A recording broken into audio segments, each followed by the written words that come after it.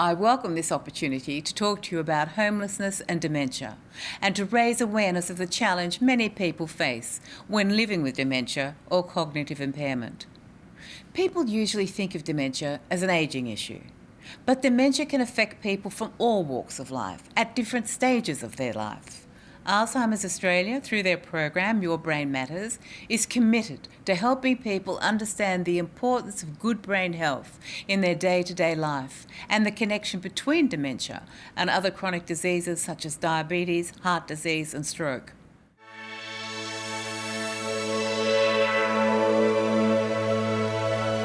In 2015, Homelessness Australia stated that on any given night, 1 in every 200 people are homeless. And many people who are homeless or at risk of homelessness can develop a cognitive challenge of some kind. This can range from having a mild cognitive impairment to what may be a dementia. Dr. Faisal Ibrahim, who champions for dignity in care, talks about dementia. Dementia is not just one specific disease, it's actually described as a syndrome. So it's a disease of a brain that affects one's thinking skill or cognitive function. It affects one's memory and also one's ability to function and live in their own environment. There are many more symptoms that we can describe as dementia. And there are more than 120 types known to date. The most classic or well-known example is what we call Alzheimer's disease. And the one that probably is well known as well is what we call the stroke or vascular related dementia. And there are other rarer type, and also the one that we mustn't forget, that dementia can affect all age group, though it's more commoner in the older persons, but we see the increasing numbers of young onset dementia. Other causes that perhaps are not well known are Parkinson's related dementia, or conditions or diseases that could be inherited, for instance the familial type Alzheimer's disease, Huntington's disease, but also those due to lifestyle, perhaps too much alcohol or alcohol related brain injury. There are also types of dementia are due to traumatic brain, for instance those who are involved perhaps in their work or perhaps in being unfortunate to actually sustain brain injury. And what is important too is once the person have got the signs of dementia, then we have to talk about timely diagnosis. There are many types of dementia. Dementia is not a normal part of ageing. Younger people in their 30s, 40s and 50s can have dementia. The early signs of dementia can be very subtle and vague and may not be immediately obvious, and especially so in people who are experiencing homelessness. Dr. Chris Bollen explains some of these signs and how dementia affects the brain. Different parts of the brain have different functions. The way that the brain functions and then is actually slowly destroyed by dementia is actually then going to have an impact upon how the person has symptoms, whether it's their emotions, their behaviour or their memory. People can also find that tasks which they're usually very good at doing become more difficult and they become more slow. They may lose the ability to recognise well-known people in their lives or places that they know well. Another area they may lose or have noticed changes in is the ability to actually interpret information and questions and follow instructions. These might be written instructions or verbal instructions. Other areas that also are impacted are their behaviour, which may actually become socially inappropriate, and their emotions, which may be far more difficult to control than usual. I'm going to tell you a little story about the man that Alzheimer's disease is named after. So Dr. Aloysius Alzheimer was a physician in Germany in the early 1900s, and one of his patients' names was Augusta de Ter. And her husband brought her along to the hospital because she was having problems with memory, she was having some problems with reading and writing, and her usual activities of what the family thought she should be able to do, she wasn't coping with.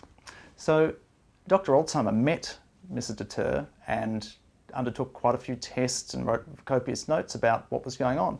And then a number of years later, she died. She died early at the age of 55. And Dr. Alzheimer wanted to know a lot more about what was going on because no one had worked out what was happening to her. So he examined her brain after she died and found some really important issues had occurred. One of the first things he noticed was that the brain had shrunken. The outer layer was very thin. This outer layer is called the cortex. It's a very important part of the brain when it comes to memory, language and judgment. The other part that he noticed about the cells in Mrs. Deter's brain were that there were two deposits in the brain cells which had caused the brain to change function. And the first one was that there were things called plaques. Now these plaques were things that sit between the cells, on the outside of the brain cells, stopping the important transmission of the brain chemicals. The other area that Dr. Alzheimer had noticed was that there was these deposits within the brain cells, and these are known as neurofibrillary tangles. And what these deposits do is that they slowly increase in size and kill the brain cells by stopping the transport of food and energy which the cell really needs. Over time, as dementia causes progression of the disease within the brain, the deeper parts of the brain are affected. And this has an impact on emotions, behaviour, other functions of the body, as well as long-term memory. However, there are other types of dementia which affect only certain parts of the brain. One type of dementia is very common, is called vascular dementia. Vascular dementia is caused by a change in the blood flow or a reduction in blood flow to certain parts of the brain. You might know this as a stroke. So you might have a big stroke which affects a large part of the brain, or you can have very small strokes which cause problems with the blood flow deep inside the brain. The parts of the brain that are affected will actually then cause the behaviour, the emotion, or the change in function for that person. Another common type of dementia is called frontotemporal lobe dementia. And this is because it affects the frontal part of the brain, which is this area here, and the temporal part of the brain around here and here. When we look at the frontal lobe looks after what we call executive functions. This is our top level way how our brain works. It's about our planning, it's about our attention, it's about how we control our emotions and our social interactions. So with changes in the frontal lobe from dementia, we then start getting changes in how people interact with other people. So they become emotionally more disabled, they become more withdrawn sometimes, their behaviour changes, and they have a lot of problems doing the things in life like organisation and planning, which we all take for granted. The temporal lobe is this side here. The temporal lobe is a really important part of our brain when it comes to the function of how our eyes and ears work. It's not about how we see things, it's how we interpret what we see, it's about what we interpret when we hear. And that's really important when it comes to language. So the type of dementia signs that occur in people with frontotemporal lobe dementia may then affect on their written and their language skills. In frontotemporal dementia, the loss of memory is actually a late sign compared to other types of dementia. It's very important for homeless people who may find that there have been some changes in their memory, their personality or their emotions, to go and get these things checked out. Because not everything is dementia, but it is important to go and see a GP and have a good checkup. The reason being is a correct diagnosis is incredibly important for your future. And the GP can do many simple tests to actually work out what's going on. Some dementia signs you may see include progressive and frequent memory loss, confusion, personality change, loss of ability to perform everyday tasks.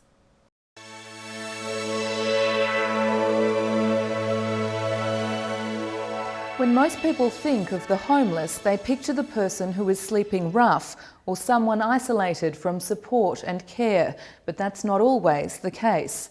Places such as Wintringham Specialist Aged Care in Victoria provide dignified services for people who are aged and homeless. Speaking at the Wintringham Gardens in Dandenong, Dr Alice Rota-Bartelink explains the diversity of challenges that can lead into homelessness.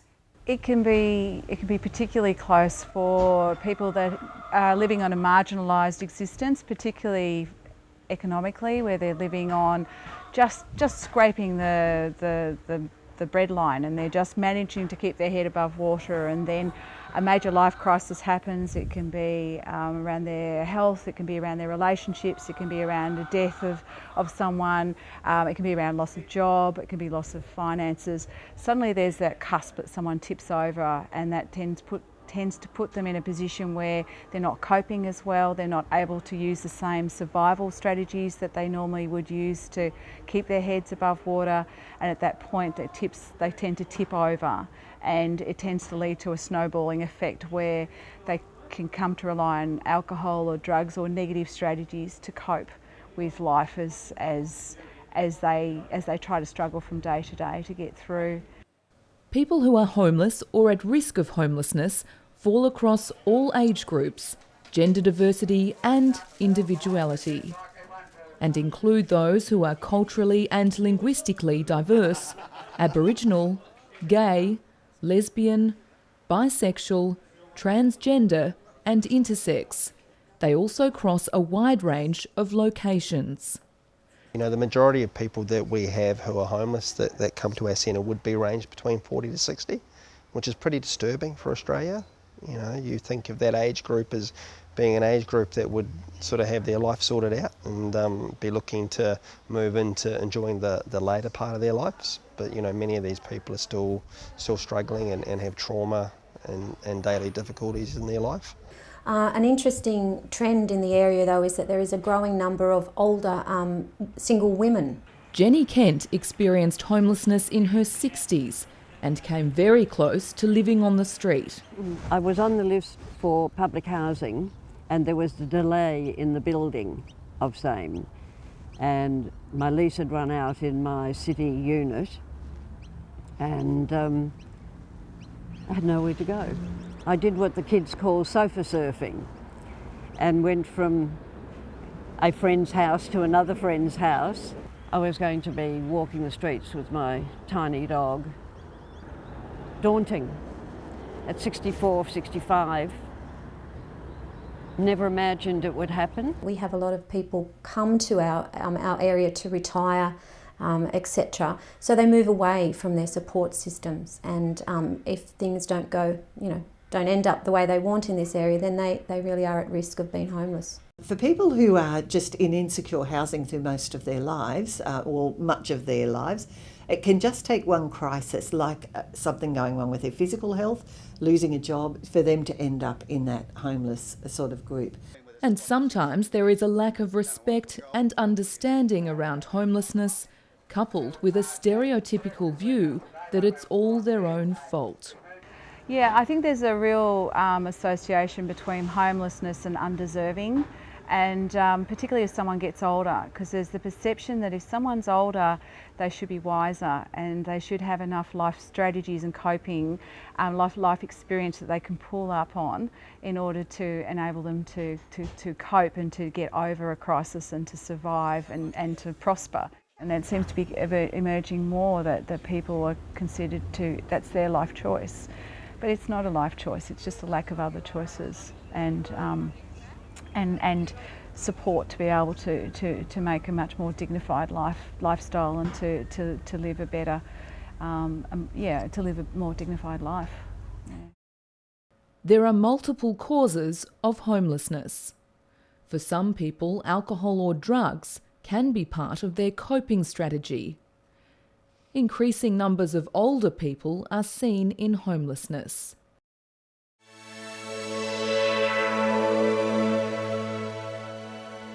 There can be many complex and multi-layered health and social factors that challenges a person's cognition.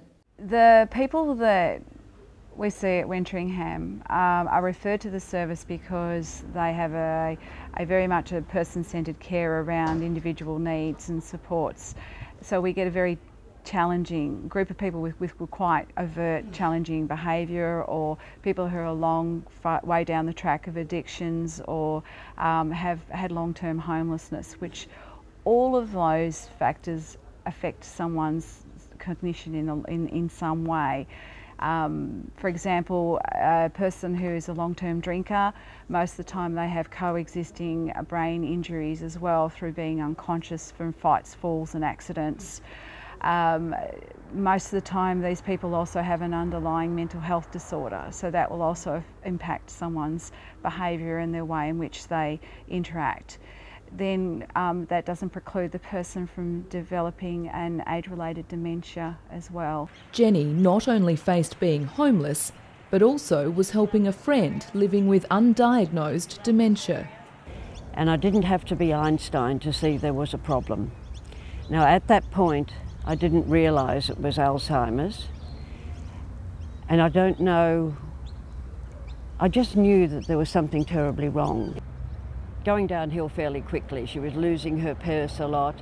I had friends in the city who were telling me that they would find her on a corner, not really knowing where she was. She had no money. She had a purse that was empty, and I queried her about her accommodation. I subsequently found out that her accommodation was total squalor.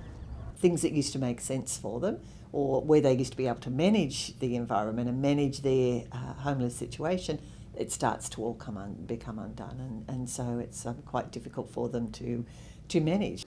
A lack of access to conventional medical services makes it exceptionally difficult for people experiencing homelessness who are living with a dementia to get the support and services they need at the time that they need them. To access medical services in a normal way is usually quite difficult, and they will then probably let small niggly aches and pains when we would normally go to the doctor, they would let them culminate to quite a significant illness or disease before they seek help, and then usually the help that they seek is through emergency services and crisis services. That is their inlet, that is their primary care, source of primary care. And then at that time, you know, those diseases have had their toll on that person and really had some real effects on their body systems and processes. So you see a lot of that sort of chronic illness being poorly managed and poorly treated. We're looking, as I said, at people that are transient often. You may not know where to find them. If you make appointments, how does someone in that situation necessarily keep an appointment? If something else has come up for them or other opportunities, that's not going to be a priority for them. We also know that people who are homeless and at risk of homelessness, they're concentrating, as we say, on their basic living, you know, so going to doctors, you know, talking about concerns that they might notice with their memories, that doesn't come to their mind, let alone the people around them. It's also often responding to someone in that situation needs to be an immediate response, because if someone, for example, attends a drop-in centre, the staff may notice some changes, but if they're not able to offer any follow-up or support for that person, they may not see that person again. People may not be aware of the dementia services and supports that they need. We see people that have deficits, and it may be in the way that they think or the way that they speak, and you know, just general body functioning as well.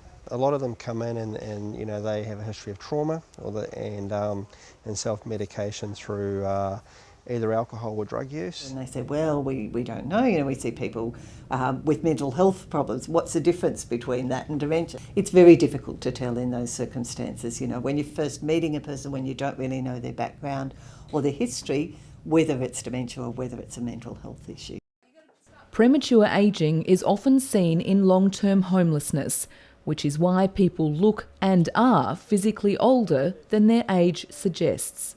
People who are younger, who are on the streets, it takes a really big boost to pick them out of that homeless lifestyle. So eventually they will age, and they will age prematurely. Because of the life of hardship that they're having, they don't have the access to medical support. They don't have the access to food. They don't have the access to nice, you know, to nice warm shelter. that takes its toll on the body. Very much victims of violence and aggression and a lot of abuse. So you end up with sort of like a biological age and a chronological age, and so someone essentially becomes, 10 years older than their true age because of that hardship, which means that someone then at the age of 50 is at a point where they actually need to have aged care as opposed to the traditional 65.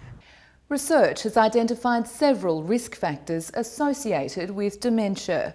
While there are some risk factors you can't control, such as genetics or age, many risk factors can be managed through lifestyle changes or with appropriate medical treatments. A person's cognition can be affected by multiple factors, including brain injury due to alcohol, drugs or trauma, mental health, physical health such as heart disease, diabetes and HIV, nutritional deficiencies including vitamin B12 and folic acid.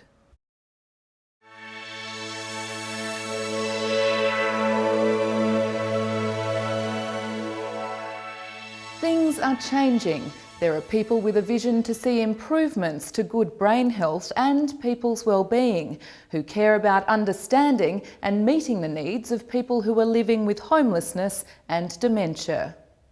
It's almost intangible for that person to visualise themselves in a positive environment with positive life activities.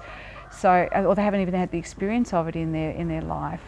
So you really need to work from the bottom up and just earn some trust and respect with that person and gradually pick away at some of the tapestry that makes that person who they are, and allow themselves to afford themselves some of the luxury that, or some of the positive things that most of us really enjoy, on a daily basis. Alzheimer's Australia understands the importance of engaging with homelessness agencies and in advocating for timely access to dementia services and support. Claire Beard from Alzheimer's Australia in South Australia explains how this engagement is making a difference. Hutt Street Centre is a frontline homeless service in Adelaide. It's a place of opportunity and choice, providing support to homeless men, women and families with care and without judgment. Each year, Hutt Street Centre serves around 50,000 meals and has more than 200 people visit the centre each day. Alzheimer's Australia in South Australia and Hutt Street Centre are working together to provide good outcomes in homelessness and dementia. What we do here is work to benefit people who may have dementia or who have a diagnosis, and facilitate appropriate referrals for them, including those to our younger onset dementia key workers and other services they may need. By meeting people who visit the day centre, it is possible to have worthwhile conversations on being brain healthy and explain how someone can maximise their brain health through the 5 simple steps of the Your Brain Matters programme. The following section can be used as a short educational resource to assist homelessness workers in promoting the 5 simple steps of the Your Brain Matters programme.